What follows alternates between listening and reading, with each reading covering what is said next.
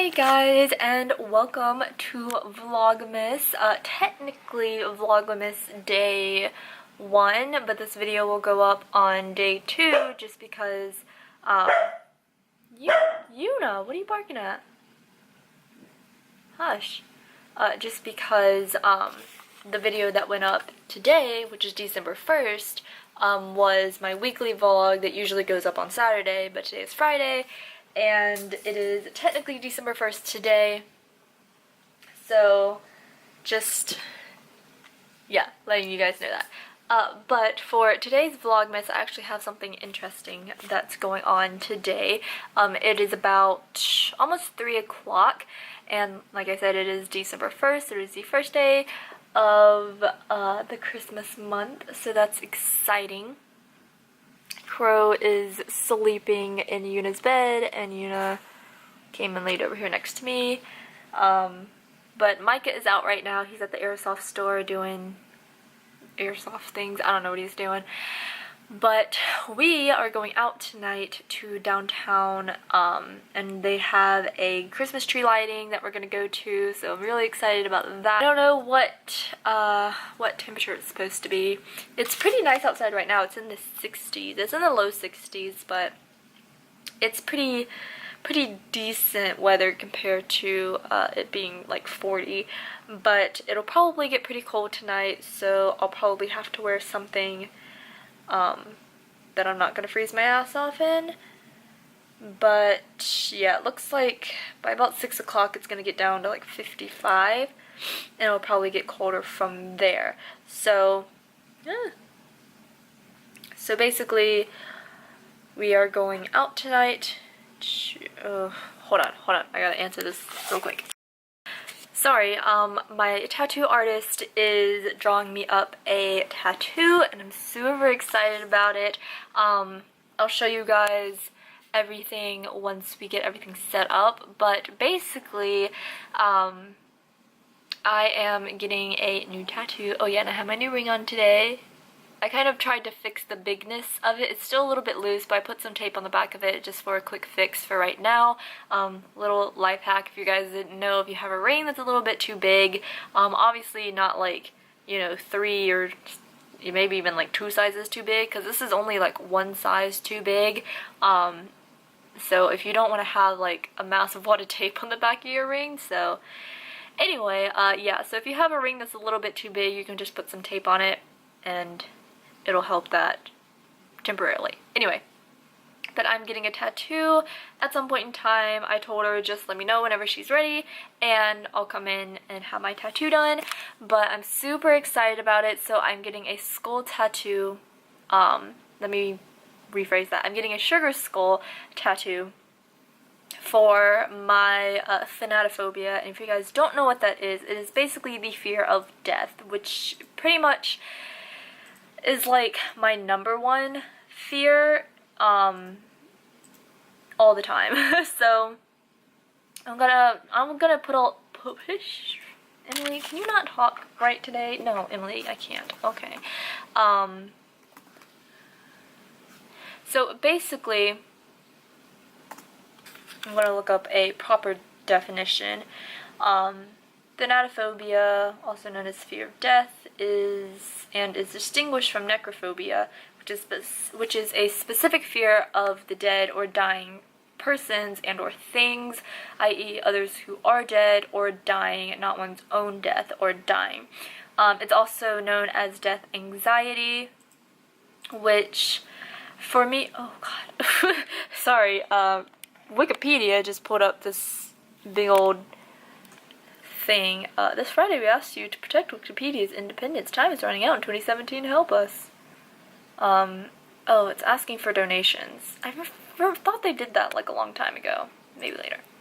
No, don't send me an email. How do I get rid of this? Close. So basically, it is the fear of death in the most simplest definition. But I have always struggled, for me personally, dealing with death. I've lost a lot of people in my life very early on. My grandfather died of Alzheimer's disease when I was maybe like 12 or so, and then my mother died of cancer when I was 14, and then losing Lucy when she was a puppy was also very traumatizing. So just since losing my mother, I realized that I had this fear brought on as a result of my mother's death, and I also realized that I had a lot of attachment issues, I guess. Is that what I'm looking for? But basically, when I got into a relationship with Micah, I would always be very, I wouldn't say maybe controlling, but not like, you know, I don't want to say like controlling in a bad way, not that it's like a healthy thing, but not controlling as in like abusive, you know what I mean? So basically I would like always have to know like where he's going, when he's leaving, when he gets there, like how long he's gonna be there, when he's leaving there, when he gets home. Like I have to know all of that stuff. And that was at the beginning of our relationship, because my biggest fear was something happening to him, which still is. It's still a pretty major fear of mine. It's probably my number one fear at the moment, is losing him. But at that point in my life, like if he told me like I'll be home in 15 minutes and it was like 16 minutes, you know, I would start freaking out. And if it was like 20 minutes, then I would really start freaking out, and I would text him and text him and call him and call him, and I would just like, until he answered me, I would just be in this like panic mode, because I thought like, oh my god, like maybe he's gotten in like a car wreck, or like he's dead, you know, something like that, like something crazy. And so I had always had to deal with that fear. And so for me, eventually as the years have gone on, I have slowly learned to manage that fear. And sometimes it's still like, you know, bad, I guess you could say. Like before, it used to be like I had to know where he was going every second of the day, not to be like thinking that he's cheating on me or something like that, but to know that he's safe and to know that he's not dead. You know, that was my main reasoning for that. And it also got to the point where I would look up like traffic reports to see if there were any reported wrecks, because I don't know, I just always worried about something happening to him. And now where I'm at, I guess, with that whole fear is like he's gone to the airsoft store right now. I'm sure he's fine. I'm not really worried about it. He, you know, didn't really say when he was going to be back. That's fine, you know. I just expect him to be back at some point in time. Because also part of it, you know, I'll ask him like, well, when do you think you'll be back? Also so I can get a general idea of what to expect. So he said he should be back before in a few hours. So he left around 12. He probably left around 12:30. It's about 3 o'clock right now, so it's about, I'm not super worried, because it takes about 30 to 45 minutes to get to the airsoft store where he likes to go, and so that's accounting for like about 2 hours, like an hour and a half to 2 hours of driving time. And so for him to be there, I expect him to be there for a couple hours or so. But he said he'll be back in time for our Christmas outing tonight. So I'll give him, you know, a few hours. So I'm not worried at this point right now, you know? And so I'm at that point in my fear, I guess, where I'm not concerned about where he is every second of the day. But like last night, Micah texted me saying that he had to work later because they were doing inspection. He texted me at like 4 a.m. so I was obviously asleep, but I still like to know. I've told him, like, you know, if you have something going on, if you have plans or whatever, like after work, like just text me and let me know, because sometimes I wake up in the middle of the night and I check my phone. And so if it's like 6 o'clock and I check my phone and, you know, Micah hasn't texted me, but he's also not home, then I'm gonna worry, you know? So I'd rather him text me, let me know what's going on, so if I do wake up in the middle of the night and I check my phone, I at least, you know, don't have to worry about where he is. But last night, he texted me at like 4 a.m. let me know that he was going to be late, but he said he should be leaving work by like 5-ish or so, and it was like 6 o'clock when I woke up. and I read his text message and whatever, and like as I was reading his text message, I heard these like sirens go off, and so I instantly, I don't know why that happens, but I instantly like freak out, and so I get out of bed and I go to the back room where Micah usually is at night, because when he comes home he usually goes back there and like chills out, watches TV, plays games, whatever. So I get up out of bed and I go back there to check to see if he's home, and he is, and so then I kind of relax. But it's still like a fear of mine. I still worry about that. It's just not as bad as it used to be. And like with my pets and things like that, I'm at a point where I'm not super worried about, you know, them like keeling over and dying. Like Lucy was a really big traumatizing experience because, you know, it was my first puppy. I've never had like a puppy. I think my youngest dog that I had was, she was an Australian Shepherd mix, and her name is Daisy, and she was about, I would say maybe like a year old when we got her, and so Lucy was my very first like puppy. Lucy was like 10 or 12 weeks old when we got her, and so it was just, I had already, like, as soon as I saw her, I fell in love with her. I just absolutely adored her so much. And then to have everything that happened happen, it really was very traumatizing. It was. And I think that just kind of, like, reinforced, like, this constant knowledge in my brain that life should not be taken for granted. And so, if, by the way, if you don't know what I'm talking about, I'll put a little info card up here, maybe, linking you to all of my Lucy videos, or at least the main Lucy video that explains what happened to her. But anyway, and so I feel like I've always had this, like, consciousness of my own mortality, which some people think that, you know, oh, well, like, as a teenager, a lot of teenagers, you know, don't realize that stuff could happen to them, like, bad stuff could happen to them, because people always see bad things happening to other people, but they think, oh, that could never happen to me. I'm always the person that's like, that could definitely happen to me, and I don't want that to happen to me, and it freaks me out to think that that stuff could happen to me. And so I have always had a very strong sense of my mortality, and that's been something that has petrified me for a very long time. And so this is a long-winded story, but basically I was researching, like, is there a name for it? Because there's a name for everything, you know, any type of fear of blank, there's a phobia for it. So I looked it up, I found the technical term, which is thanatophobia, or death anxiety, and I thought that it fit me perfectly, and I wanted something, and so then I got this, like, idea of, like, well, I want a tattoo to encompass these feelings, but not a tattoo that's, like, dark and depressing, you know, that's gonna increase my anxiety of death, but something that is light and uplifting and reminds me that, you know, death is a part of life, and there's, you know, no stopping that. For, at least right now, we can't stop death from happening. It's inevitable. At least for the average person like me. Maybe for, like, super famous people, those, like, conspiracy theories that, like, what, like, Walt Disney was, like, frozen somewhere. I don't know, but you get what I'm saying.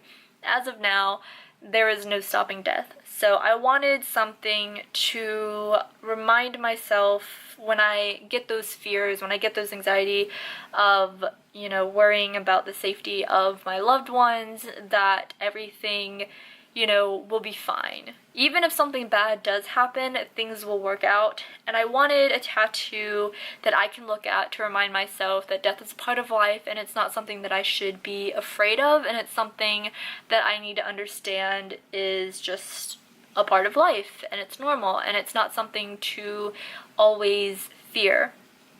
And so then I started thinking, what tattoo would I get to, you know, encompass those feelings of death is part of life and everything is gonna be okay, you know? And I thought Day of the Dead, you know, and a part of that was brought on, I think this, what is that movie called, Coco? Or something like that. Yeah. So it's a new movie coming out from Pixar, Disney Pixar movie, called Coco. And actually I haven't really like heard a lot about it, but I've seen previews and stuff for it, but I didn't really know what it was about. But that really like, you know, brought on this memory of, you know, learning about the Day of the Dead in Spanish class. Sorry, my camera keeps wanting to focus on something back there, but anyway. So my memories from Spanish class and learning about the Day of the Dead and learning the symbolism for it, and I remember like that sugar skulls were a very symbolic part of the Day of the Dead and the Hispanic culture. Well, not necessarily Hispanic, but I think Mexican culture, maybe Cubans, I'm not 100% sure like all of the ethnicities or is that right? Ethnicities of people who celebrate that particular holiday, but I wanted it to be, because some people don't like, oh, sorry, I need to gather my thoughts. Let me finish my one train of thought and then I'll go into my second train of thought. But, so I remembered Day of the Dead, sugar skulls, and so I started looking it up. I looked up online, you know, the symbolism of sugar skulls, how they're decorated, why they're decorated the way they do, because I know that the decorations for sugar skulls are very unique, and they're always different. They're not the same design, and so I wanted to know the symbolism behind that. And it came up that, you know, usually like family members will decorate sugar skulls with symbols that represent a past loved one. And so they'll encompass all the things that that loved one enjoyed during their lifetime and decorate the sugar skull based off of that. And also like just reminding myself the symbolism and the symbolic part of their culture and that celebration of the Day of the Dead and All Hallows Eve, is that what it's called? Anyway, and celebrating life, you know, celebrating the life of someone that you've lost and, you know, reminding yourself and ingraining in your children that death is not something you should fear, that it's a part of life and that it happens to everyone, and when someone dies you shouldn't necessarily, like, you can mourn, obviously that's a normal part of losing someone, is to go through mourning, but not to necessarily fear death and be sad all the time because they're gone, but to remember their life in celebration and be happy about the time that you got to spend with them. And so I thought that a sugar skull tattoo would be an incredible thing, would be the perfect representation of my fear and something that I can look at that can help remind me that death is a part of life and that it's something that I don't need to constantly fear every single day. So I thought that that would be a perfect tattoo, and so my tattoo artist just sent me a couple of pictures of the sketches she's working on for my sugar skull tattoo, and I am in love with it so far. I am absolutely thrilled with it, and I told her all of my tattoos except for one are black and gray. The only one that has color in it is my side tattoo that I have for my mom and has a pink ribbon in the middle which symbolizes breast cancer awareness, but I told her, I was like, I want this tattoo to be colorful. I want there to be so many colors in it. Like, I want all the colors you can put in it. I want it to be cute, I want it to be colorful, I don't want it to be scary or creepy, because I was going through all these ideas in my head of what I wanted my tattoo to be like, and I didn't want anything dark and scary and depressing and something that would just increase my fear of death. I wanted it to be fun, I wanted it to be colorful, I wanted it to be lighthearted, and so I thought this was the perfect tattoo. And getting into my second train of thought, I was looking online for ideas, because once I settled on a sugar skull tattoo idea, I was looking for designs and ideas that I can get to incorporate into my sugar skull tattoo, and I noticed that a lot of people in the Mexican culture don't want people appropriating their culture, is that the word I'm looking for? And I get that, I understand that, and so I wanted to make sure that I wasn't offending someone, because I know that this is not only for aesthetic reasons. It's not for like a costume, it's not for anything like that, it is not just for aesthetics. It has symbolic meaning to me that is also you know, in line with the true symbolic meaning of the Day of the Dead and of the sugar skull and of that culture. So I wanted it to be, you know, very true to its nature. So also my tattoo artist is Cuban, and I looked it up because I was like, do Cubans celebrate the Day of the Dead? And I think it said that they do, just in a different way than Mexicans do. But yeah, so she sent me a picture of a sketch she's working on, and so far I absolutely love it. I am so excited for this tattoo. I will definitely vlog this experience if I get it within the month. I would definitely vlog it for Vlogmas if I do get it in December, but even if I don't get it in December, I will definitely vlog it anyway because I want you guys to go through this experience with me. And if you struggle with, you know, phobias or things like that, just know that you're not alone. Also, maybe look up, if you're into like tattoos or, you know, body modifications or things like that, you know, look up some cool ideas that'll help you, you know, put your fears in a visual form and help you overcome that, because I think this is something that's really going to help me cope and everything like that. But anyway, I'm super excited for it. I'm super happy with how it's looking so far, and this is just a sketch. Like, it's not even like in color and shaded and all of that stuff, so I'm just so excited to see what it's gonna look like in person once it's like on my body. But anyway, I'm just really excited for that. But the Christmas celebration tonight is at 6 p.m. It is 3:12 right now, so once Micah gets home I will get changed. I already have my makeup and everything like that. I use some Stila liquid eyeshadow stuff on my eyes, so I'm looking a little festive, so I'm gonna put on like a nice Christmas sweater or something warm at least for tonight.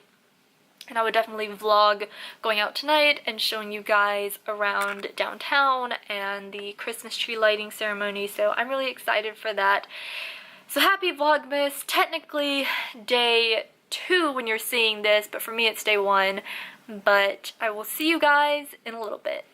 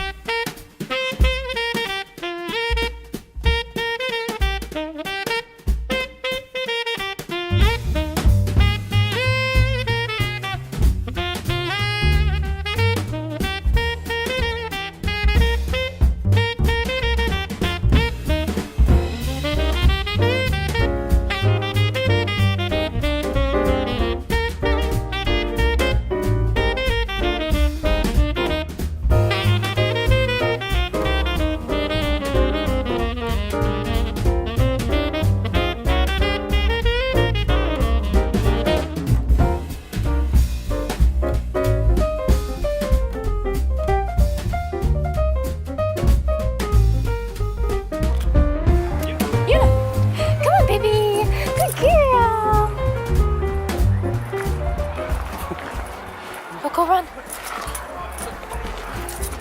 Okay, get him. Oh, you gotta run. Oh, you gotta run. Nope. Luna. Oh, what are you smelling? What you smelling? You smelling other doggies? Yeah? Look at this. This is really nice and fancy. Never been here before. Didn't know they had a dog park either.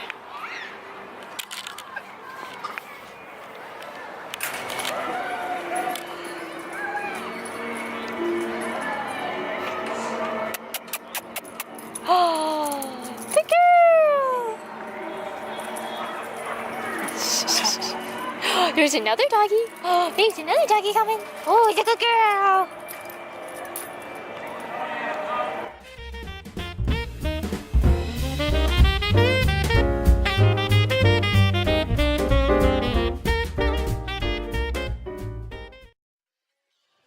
Spoiled baby. It's spoiled baby. Yes, he's a good girl. Great.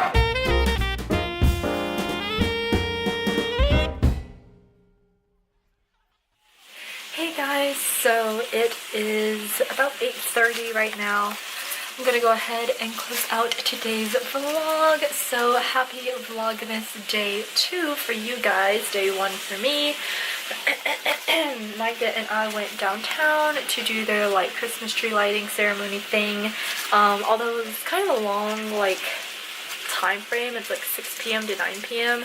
and we decided to take Puppy with us, so we actually did not stay very long just for her sake because it was a lot for her. It was a lot to take in. It's kind of like a sensory overload thing. There was a lot of people there. There was a lot of music and a lot of food and a lot of smell, so there was just a lot going on for her. So we wanted to make sure that she, you know, didn't get too overwhelmed. So we only stayed there for, I would say like half an hour to like 45 minutes-ish.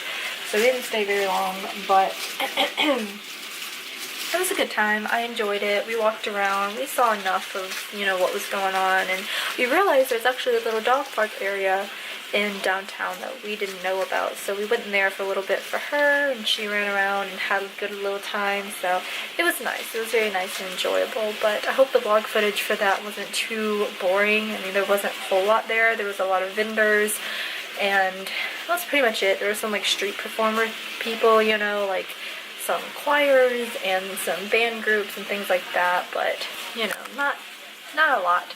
But it was still nice. It was a good time, and it wasn't too cold out, which is great. But yeah, I'm home. I'm tired. I already took off my lashes, so I'm ready to take off the rest of the makeup. I'm running a bath in the bathroom.